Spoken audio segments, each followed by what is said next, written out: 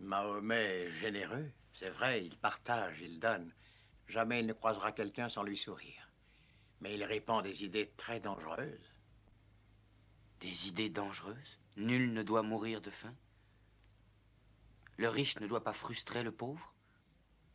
Le fort ne doit pas opprimer le faible. Ce sont des idées dangereuses? La fille ne devrait pas être contrainte au mariage, mais avoir la possibilité de choisir ou de refuser.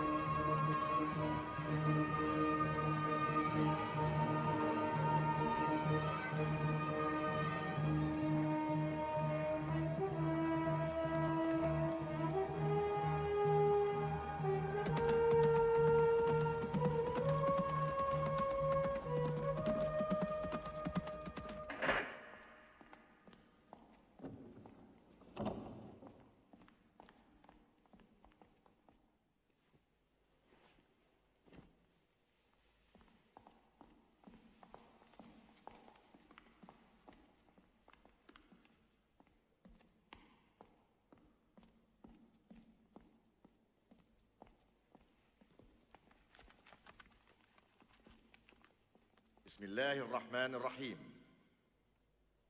من محمد رسول الله إلى هرقل عظيم الروم، سلام على من اتبع الهدى. أما بعد، فإني أدعوك بدعاية الإسلام. أسلم تسلم، يؤتك الله أجرك مرتين، فإن توليت فإنما عليك إثم الأريسيين.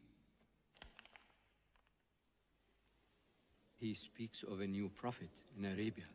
Was it like this when John the Baptist came to King Herod out of the desert, crying about salvation?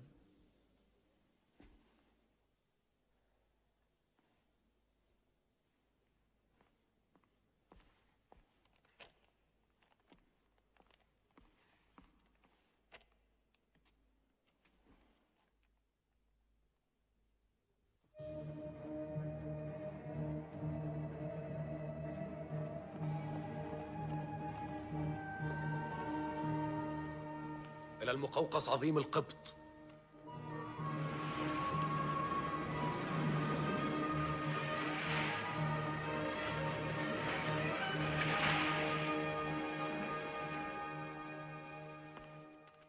من محمد رسول الله إلى كسرى عظيم الفرس، أسلم تسلم، يؤتك الله أجرك مرتين، فإن أبيت فعليك إثم المجوس.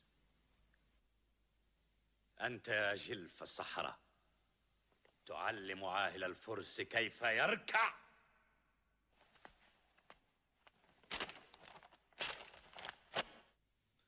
Muhammad, messenger of God.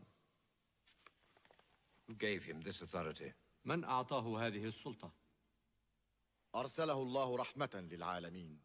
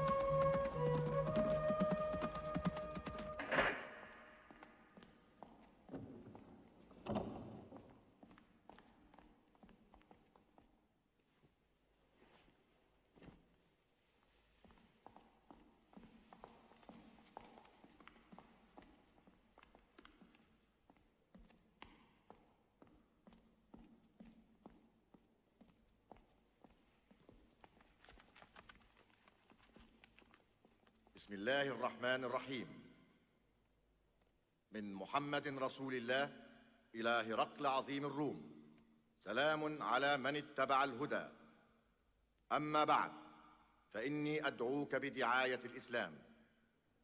أسلم تسلم يؤتك الله أجرك مرتين، فإن توليت فإنما عليك إثم الأريسيين. He speaks of a new prophet in Arabia. Was it like this when John the Baptist came to King Herod out of the desert, crying about salvation?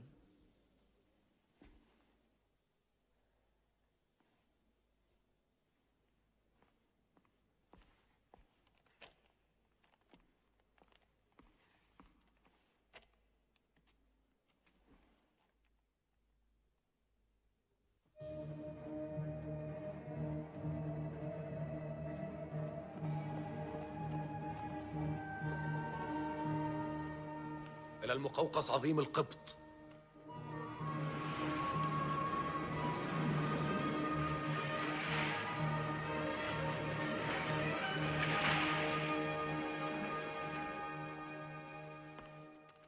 من محمد رسول الله إلى كسرى عظيم الفرس.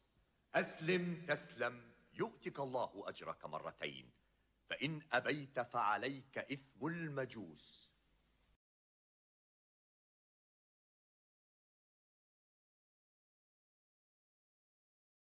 Je m'appelle Sherazade, je suis d'origine du Maroc, donc du nord du Maroc exactement. Je suis arrivée en France à l'âge d'1 an et demi avec mes parents. Donc j'ai grandi, j'ai fait mes études en France, plus exactement à Neuilly-sur-Marne, dans une petite ville assez sympa, tranquille. Et au mois de novembre, le 13 novembre, j'ai été aspergée d'essence par le gérant du magasin dans lequel je travaillais quand j'étais en BEP. Et donc voilà, je sortais un dimanche matin pour aller travailler. Et ensuite, il est arrivé en voiture à toute vitesse. Il m'a percuté et voilà, il a commencé à me jeter de l'essence. Il a craqué une allumette et voilà.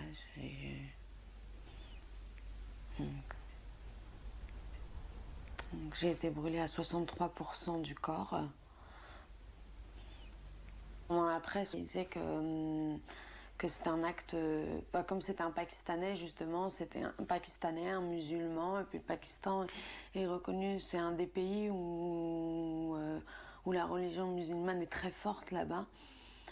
Ça ne veut pas dire que les autres ne sont pas fortes, mais le Pakistan est très connu pour la religion musulmane. Et donc tout le monde disait, voilà, c'est un acte religieux, et non, c'est pas un acte religieux, il faut pas dire que c'est pas parce qu'un mec il te fait ça que c'est religieux, quoi. Moi, je suis pas d'accord. Lui, il m'a jamais donné de réponse. Pourquoi il m'a brûlé? Mais au tribunal, ce qui a été dit, c'est parce qu'il était amoureux, c'est parce que... mais c'est pas une excuse non plus. C'est pas parce que c'est un acte religieux, mais c'est pas parce qu'on est amoureux de quelqu'un qu'on fait ça, quoi. Et aujourd'hui, je lui ai pardonné. Voilà, il faut passer à autre chose. Je pense que la vie, elle s'arrête pas ici. Et j'ai la foi, je crois en Dieu. Et c'est ce qui m'a aidé aujourd'hui à donner mon pardon, en fait. Parce que quand on est croyant, à partir du moment où on est croyant, si on croit en Dieu, Dieu, il pardonne. Donc pourquoi nous en tant qu'être humain, on pardonnerait pas? Aujourd'hui, j'ai envie de témoigner pour dire aux gens qu'il faut arrêter de stigmatiser l'islam en disant que toutes les filles, comme par hasard, toutes les filles qui sont brûlées, elles sont musulmanes. Tous les mecs qui brûlent ces filles sont des musulmans. Non, ça peut arriver. C'est pas une question de religion, c'est une question de personne. Et il faut que les gens aujourd'hui ils comprennent que il faut laisser la religion de côté. Moi, je suis française. J'ai grandi en France. C'est comme si j'étais née en France. Je suis arrivée à l'âge d'1 an et demi. Donc je suis française. J'ai quelque chose de différent peut-être des autres, c'est que je suis musulmane. Voilà. Mais tout le monde a une différence. Tout le monde a le choix de sa religion. Justement, heureusement, c'est la seule chose qu'on peut choisir dans la vie aujourd'hui, c'est la religion. Parce que de jour en jour, on voit que les gens, ils essayent de nous comment dire, de gérer notre vie, de choisir à notre place. Et je tiens à dire que tous les musulmans que je connais ont condamné cet acte, ont dit c'est inadmissible, c'est inacceptable. J'espère que les gens y comprendront.